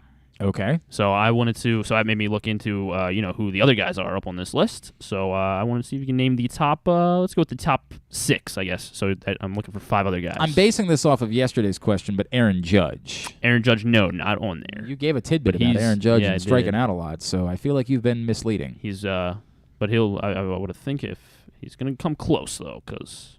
All right. Aaron This Judge feels like has. it might need to be an opportunity type of thing then. Mm-hmm. Yeah. So You're right there. Jason Giambi. Not Jason Giambi. Manny Ramirez. Manny Ramirez, top 3, 91 strikeouts. So Cody Bellinger will quickly pass him, assuming he stays a Dodger, I guess. Oh, I mean, yeah, he's not going to do it this week. I know that much. No. Not going to happen tonight. Most career strikeouts. In the playoffs. Most career strikeouts in the playoffs. Proctor wants to guess Reggie Jackson and Alex Rodriguez. Alex Rodriguez, not in the top 6. He has 77. He is in the top 10 here. Top 10 for A-Rod, and then Reggie Jackson has 70. So not top 6. I'm assuming they all have to be pretty modern because They are relatively modern, there's yes. more playoffs. It's always the difficult part when we do trivia questions about baseball playoffs. Mm-hmm. Is there a Yankee? There are 3 Yankees. Oh, they're all Yankees. There's 3 Yankees and then one more that is an active player. That's not a Yankee. So Who knows? He could be. Bernie Williams. Bernie Williams is right behind Cody Bellinger, 85, rounding out the top 5. Bernie Paul Williams. O'Neill. Not Paul He's a O'Neill. professional hitter. He shouldn't be striking out. Tino Martinez. Tino Martinez has 72. Not top 6. Tell me it's Derek Jeter. It is. God, number that's 1. great. Number 1 by a pretty wide Number margin. 1. Oh crap. 135 strikeouts in the postseason for number 2. I'm sure he should have been a unanimous Hall of Famer. I'm sure that's the thing. I'm sure he was worth a 7-part documentary. There's still one more Yankee? There's one more Yankee and Posada. one more. Yep. Jorge Posada, number 2, 109. And then you said there's an active player? Yes, active player rounding out the top 6. Active player rounding out the top 6. So it's got to be an Astro, right? Bregman? Not Bregman. Or, well, he's not currently an Astro, but he was. Did all his striking out as an Astro. Oh, Correa. Correa. That's So hopefully he weird. does some That's striking kinda- out. Hopefully he does some striking out for the Orioles. soon. I don't know. I mean, I don't know about that. But that's weird that it's Correa. That seems a little odd. Again, opportunity being the Yeah. situation. He has 79. He's actually tied. All right. I got this from ESPN's Jamison Hensley. Ravens tight end Mark Andrews recorded his 9th career 100-yard receiving game this weekend. It ties who for the most in Ravens history? His 9th career 100-yard receiving Yeah, game. ties who for the most in Ravens history? Only got to guess one name here. Just Yeah. need one. That's all. Let's go with 100-yard. We gotta move quickly. Yeah, We yeah. gotta Let's go with Derek Mason. Derek Mason, no. Is it more recent than that? I don't. Torrey Smith. Not Torrey Smith. Anquan Bolden. Not Anquan Bolden. Steve. No, not Steve Smith. 9 career 100-yard receiving games. Just keep firing away. Names. Mark Andrews. Mark tied up. Clayton. Mark Clayton is correct. Really? Mark. I was between him and Mason guessing first. Mark Clayton. Ah. It was a bit Wow. surprising to a lot of Mark people. Clayton. Mark Clayton, before this, had the record for the most career 100-yard receiving games in Ravens history. Who saw that? Who saw that coming? That is surprising. All right, very good. Here's what's coming up Totally Tubular-wise. Totally Tubular is brought to you by the all-new Ginsu Kamado Grill. Pre-order yours right now at ginsugrills.com. Use the code TAILGATE. You'll save $100 on your Ginsu Kamado Grill. The Ginsu Kamado Grill. Outstanding. Got to see it in action. You can also register to win yours when you stop by the Game Day Firehouse, the Firefighters Union Hall, just west of the stadium before every Ravens game, 1202 Ridgely Street. You can register to win your own Ginsu Kamado Grill and $500 worth of grilling meats. Here's what's coming up. They weren't able to do it yet last night, so they're going to play Game 5 between the Guardians and Yankees this afternoon, 4 o'clock on TBS. I saw Nestor Cortez is going for the Yankees. Did the Guardians ever announce who's pitching? I think they were saying they think it's going to be Bieber. I don't know if they announced it yet, but everyone thinks it has to be Bieber. They don't have to start Savale. Nope, they're still announcing into Savale. Really? Aaron Savale. He's let up I think he's had 2 starts against the Yankees this year, and he's let up 10 runs. Well, that doesn't seem ideal, but that's who they're throwing today. That's the plan. Maybe for Game an inning or 5. two. I don't know. Yeah, that's at 4 o'clock. And then Game 1 of the NLCS is tonight at 8 on FS1. Phillies and Padres, Zach Wheeler and Yu Darvish, the pitching matchup. NBA season gets underway on TNT. Sixers Celtics 7:30, Lakers Warriors at 10. ESPN's got Flyers Lightning at 7, Kings Predators at 9:30. Loyola Soccer's at home against St. Joseph's, 6 o'clock on ESPN+. USA is Brighton and Hove Albion and Nottingham Forest at 2:30. Throw out all the records when those teams get together. WWE NXT tonight at 8 on USA and AEW Dynamite at 8 on TBS. Anything non-sports-wise that stands out? No. Cool, there you go. New episodes of Reboot and Bachelor in Paradise and The Patient on Hulu. I do want to watch. Enough people have told me that Reboot's good that I want to watch it, but I got too many things in front of it on the list right now, unfortunately. It's going to be a while before I get to that. All right, thanks today to Samuel Njoku. Thanks to Joe Serpico. We'll get that up in the greatest hits section of the tab at GlennClarkRadio.com. Stuff and things tomorrow? Stuff and things. Boy, we got to lock it up.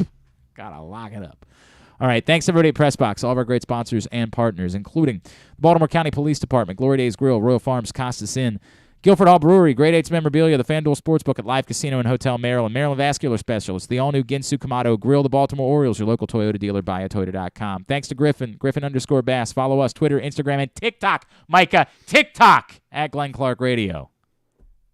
The great, sure, why not? Just do the thing. It's Simply the Bets. Go Guardians. Duke sucks. Ohio State sucks too. Simply the Bets is next. Sorry.